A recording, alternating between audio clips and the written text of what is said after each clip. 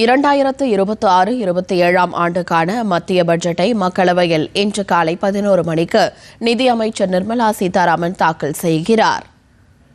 ஒவ்வொரு ஆண்டும் பிப்ரவரி மாதம் 1ஆம் தேதி மத்திய பட்ஜெட் தாக்கல் செய்யப்பட்டு வருகிறது.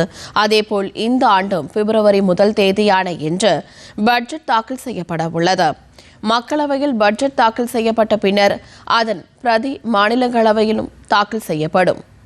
நிதி அமைச்சராக நிர்மலா சீதாராமன் பொறுப்பேற்ற பின்னர் தொடர்ந்து 9வது முறையாக மத்திய பட்ஜெட்டை தாக்கல் செய்கிறார். மேலும் பிரதமர் நரேந்திர மோடி 3வது முறையாக ஆட்சி பொறுப்பேற்ற பின்னர் தாக்கல் செய்யப்படும் 3வது நிதிநிலை அறிக்கை இதுவாகும். இந்த பட்ஜெட்டில் பல்வேறு முக்கிய அறிவிப்புகள் வெளியாகும் என எதிர்பார்க்கப்படுகிறது. நாடு முழுவதும் உள்ள தொழில்துறையினர், சாமானிய மக்களுக்கு பயனளிக்கக்கூடிய வகையிலான திட்டங்கள், புதிய அறிவிப்புகள் வெளியாகும் என தெரிகிறது. நாடாளுமன்றத்தில் பட்ஜெட் உரை முடிந்த பிறகு பட்ஜெட் ஆவணங்கள் தகவல் ஒலிபரப்பு அமைச்சகத்தின் மொபைல் செயலி மற்றும் இணையதளங்களில் கிடைப்பதற்கான விரிவான ஏற்பாடுகளும் செய்யப்பட்டுள்ளன.